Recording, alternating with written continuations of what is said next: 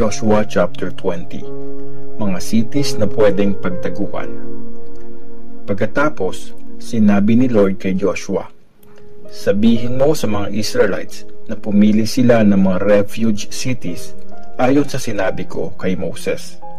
Ito ang mga lugar na magiging pansamantalang refuge o proteksyon ng isang tao na nakapatay ng di sinasadya para makaligtas siya sa paghihiganti ng kamag-anak ng napatay. Pwedeng tumakbo sa isa sa mga cities na ito ang nakapatay. Pagdating doon, tatayo siya sa entrance ng city at i-explain sa harap ng mga elders ang nangyari. Tapos, papapasukin siya sa city at bibigyan ng lugar na matitirhan doon. Pag sinundan siya doon ng kamag-anak na gusto maghiganti sa kanya, di siya isusuko ng mga taga roon dahil di naman niya sinadyang patayin ang kapwa niya at di niya ito ginawa dahil galit siya sa taong yun. Mag-i-stay siya doon hanggang sa magkaroon ng public trial at hanggat di namamatay ang high priest. Pagkatapos nito, pwede na siyang umuwi sa bayan niya kung saan siya nakapatay. Kaya pinili nila ang Kedes sa Galilee na nasa mabundok na bayan ng Naphtali, ang Shechem sa mabundok na bayan ng Ephraim, at Kiryat Arba o Hebron sa mabundok na bayan ng Juda. Sa kabila ng Jordan, sa east ng Jericho, pinili nila ang Bezer na sakop ng tribe ni Reuben. Pinili rin nila ang Ramoth sa Gilead na sakop ng tribe ni Gad at ang Golan sa Bashan na sakop ng tribe ni Manase. Ito ang mga refuge cities na pinili para sa lahat ng nakapatay ng di sinasadya, Israelite man o foreigner na naninirahan kasama nila. Pwede silang magtago sa mga cities na ito para di sila mapatay na maghihiganting kamag-anak hanggang sa magkaroon ng public trial. Joshua chapter 21. Mga cities na binigay sa mga Levites. Lumapit ang mga leaders ng mga angkan ng Levites kay Eleazar na priest, kay Joshua na anak ni Nun, at sa mga leaders ng tribe ng mga Israelites. Nasa Shiloh pa sila noon sa lupain ng Kanaan. Sinabi nila, "Inutos ni Lord kay Moses na bigyan kami ng mga cities na matitirhan na may mga pastulan para sa mga alaga naming hayop. Kaya ayon sa utos ni Lord, binigyan ng mga Israelites ang mga Levites ng mga cities at pastulan mula sa kani-kanilang parte. Mga angkan ni Kohath ang unang nakatanggap ng mga cities gamit ang palabunutan. 13 na cities mula sa mga tribes ni na Judah, Simeon at Benjamin ang binigay sa mga Levites na galing sa priest na si Aaron. Natanggap naman ng iba pang mula sa angkan ni Kohath ang 10 cities mula sa mga angkan ng mga tribes ni na Ephraim, Dan at ng West Manase. Pinigyan naman ang mga mula sa angkan ni Gershon ng 13 na cities mula sa mga angkan ng mga tribes ni na Issachar, Asher, Naphtali at ng East Manase. Tumanggap ang mga pamilyang galing sa angkan ni Merari ng 12 na cities mula sa mga tribes ni na Reuben, Gad at Zebulun. Gamit ang palabunutan, binigay ng mga Israelites ang mga cities at mga pastulan na ito sa mga Levites ayon sa utos ni Lord kay Moses. Ito naman ang pangalan ng mga cities na binigay ng mga tribes ni na Judah at Simeon sa mga descendants ni Aaron mula sa isa sa mga angkan ni Kohath na kabilang sa mga Levites. Ang mga angkan kasi ni Kohath ang unang nabunot na pangalan. Pinigay sa kanila ang city ng Arba. Si Arba ang tatay ni Anak, na kilala ring Hebron sa mabundok na bayan ng Juda, kasama ang mga pastulan sa paligid nito. Pero binigay kay Caleb na anak ni Jepune ang mga bukid at mga villages ng city bilang property niya. Ito ang mga cities na binigay sa mga descendants ng priest na si Aaron. Ang Hebron na isa sa mga refuge city para sa mga nakapatay ng tao at ang Libna kasama ang mga pastulan na mga ito. Ang Jatir, Eshtemoa, Holon, Debir, Ayin, Juta at Beth Shemesh, kasama rin ang mga pastulan ng mga cities na ito. 9 na cities itong lahat mula sa mga tribes ni na Judah at Simeon. Mula naman sa tribe ni Benjamin, tinanggap nila ang Gibeon, Geba, Anatoth at Almon, kasama ang mga pastulan ng mga cities na ito. 4 na cities lahat ng ito. 13 na cities kasama ang mga pastulan nito. Yun ang total ng mga binigay sa mga descendants ng priest na si Aaron. Ang mga cities na mula sa tribe ni Ephraim ay pinigay naman sa iba pang pamilya na galing sa angkan ni Kohath na kabilang sa tribe ng mga Levites. Binigay sa kanila ang Shechem na isa sa mga refuge cities. Kasama ang mga pastulan nito sa mabundok na bayan ng Ephraim, pati na ang Gezer at ang mga pastulan nito. Binigay din sa kanila ang Kibsaim at Beth-horon, pati na ang mga pastulan ng mga ito. 4 na cities ang galing sa tribe ni Ephraim.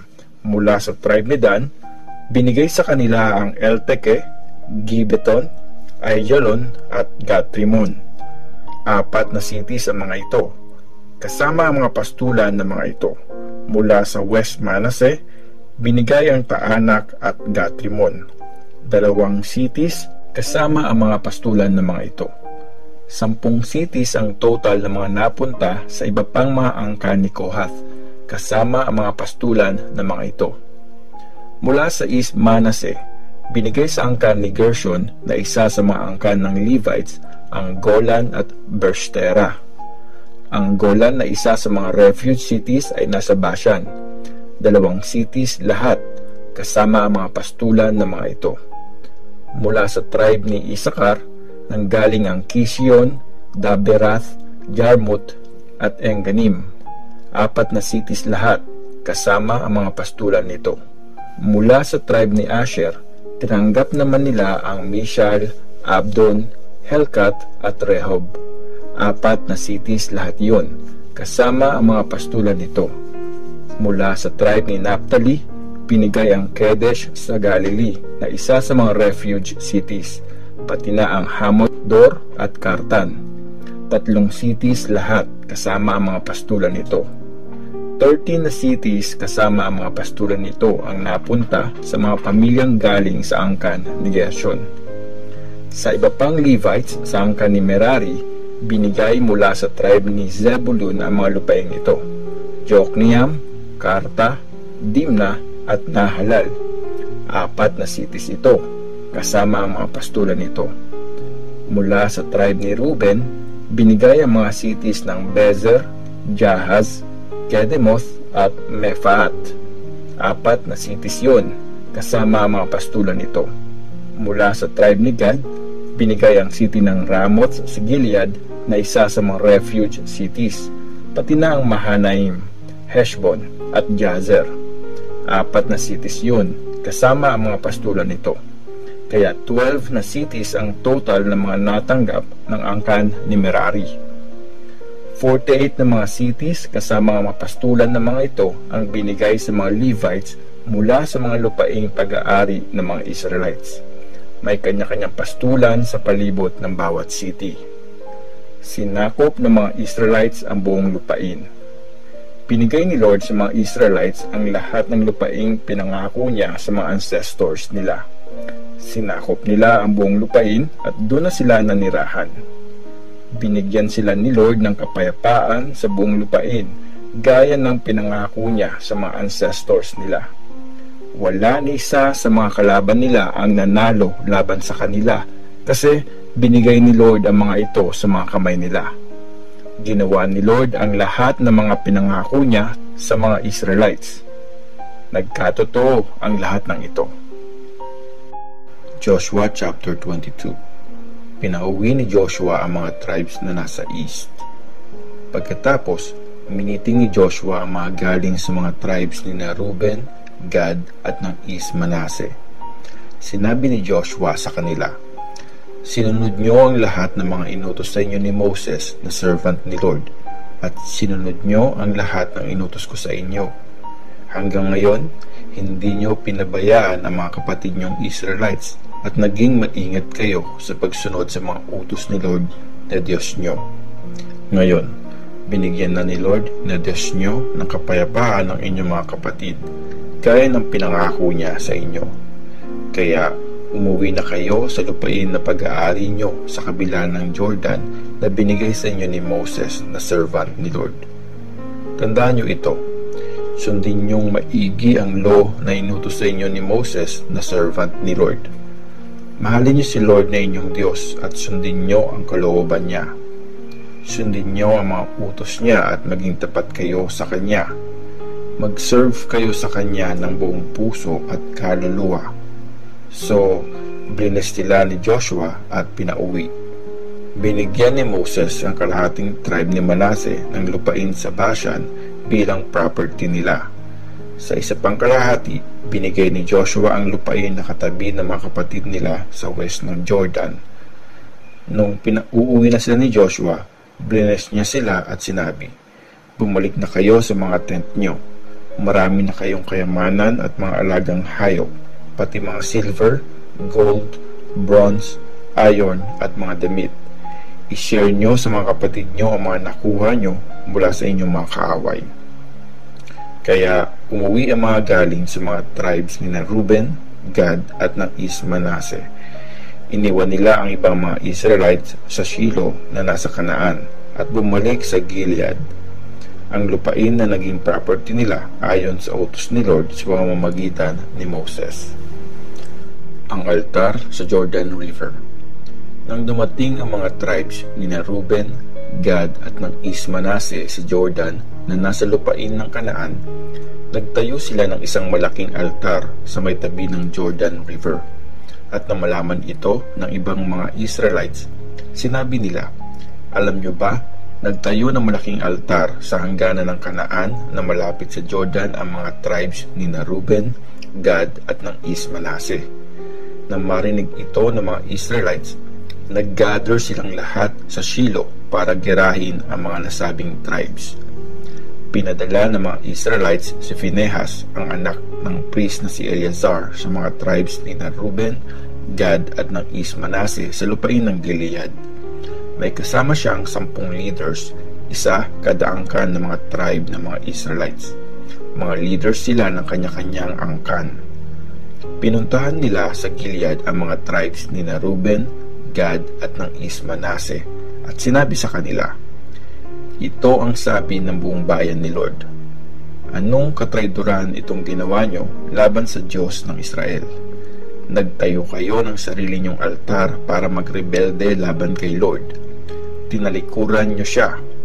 Kulang pa ba yung kasalanang ginawa natin doon sa Peor? Di pa nga tayo napapawalang sala dahil doon. Hanggang ngayon, nagsasuffer pa rin tayo sa salot na tumama sa bayan ni Lord. Tapos, tinatalikuran nyo si Lord ngayon? Aba, pag nagrebelde kayo ngayon laban kay Lord, magagalit siya sa buong Israel bukas. Pero kung ang lupain nyo ay hindi malinis para sa pag-worship sa Kanya, tumawid kayo sa lupain ni Lord kung saan nakatayo ang banal na tent niya. Kumuha kayo doon ng property namin na matitirhan nyo. Huwag lang kayo magtayo ng ibang altar para sa sarili nyo maliban sa altar ni Lord na Diyos natin. Kasi pagrebelde yan laban sa Kanya at sa amin. Nakalimutan nyo na bang nagtaksil si Akan na anak ni Zerah nung sumuway siya sa utos tungkol sa mga bagay na dapat sirain at nadamay sa parusa ang buong Israel? Hindi lang siya ang namatay dahil sa kasamaan niya. Sumagot ang mga tribes ni Reuben, Gad at ng East Manase sa mga leaders ng mga angkan ng mga Israelites. Si Lord ang makapangyarihang Diyos. Si Lord ang makapangyarihang Diyos. Alam niya kung bakit namin ito ginawa at dapat nyo ring malaman. Kung sumuway kami kay Lord, huwag nyo na kaming hayaang mabuhay ngayon dahil nagtayo kami ng sarili naming altar para talikuran si Lord. At kung ginawa nga namin ito para mag-offer ng handog na susunugin, offering na butil o peace offering, parusahan sana kami ni Lord. Pero hindi. Ginawa namin ito sa takot na baka dumating ang time na sabihin ng mga anak nyo sa mga anak namin, "Ano bang kinalaman nyo kay Lord na Diyos ng Israel? Dahil si Lord na ang nag-set na maging boundary ang Jordan na maghihiwalay sa atin at sa inyong mga tribes ni na Reuben at Gad, wala kayong koneksyon kay Lord. Baka dahil sa mga anak nyo, huminto sa pag-worship kay Lord ang mga anak namin.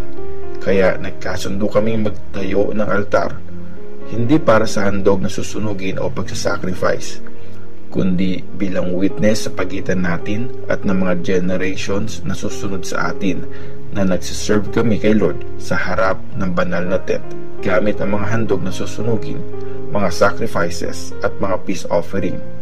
Dahil dito, hindi sasabihin ng mga anak nyo sa mga anak namin na wala kayong kinalaman kay Lord. At naisip namin kung mangyayari ito, pwedeng sabihin ng mga anak namin, tingnan nyo, nagtayo ng altar ni Lord ang mga ancestors namin, hindi para sa mga handog na susunugin o para sa mga sacrifices, kundi para maging witness sa pagitan natin. Hindi namin magagawang magrebelde kay Lord o tumalikod sa Kanya. Di kami nagtayo ng ibang altar para sa handog na susunugin o offering na butil o kahit anong handog bukod sa altar ni Lord niya Diyos natin na nakatayo sa harap ng banal na tent.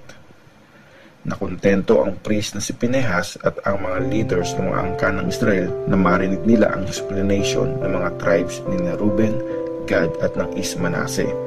Sinabi ni Pinehas ang anak ng priest na si Eleazar sa mga tribes ni na Reuben, Gad at ng Manase, ngayon, sure na kaming kasama natin si Lord kasi di kayo nagtaksil sa Kanya. Niligtas niyo ang bayan ng Israel mula sa parusa ni Lord. Kaya iniwan na ni Pinehas at ng mga leader sa lupain ng Gilead ang mga tribes ni na Reuben at Gad. Bumalik sina Pinehas sa Kanaan at inireport nila sa buong Israel ang mga nangyari. Natuwa ang mga Israelites sa report at pinuri nila ang Diyos. Di na nila pinag-usapang muli ang pagsalakay para sirain ang mga lupain kung saan nakatira ang mga tribes ni na Reuben at Gad. Tinawag na witness ng mga tribes ni na Reuben at Gad yung altar na ginawa nila kasi sinabi nila, witness ito para sa ating lahat na si Lord ang ating Diyos.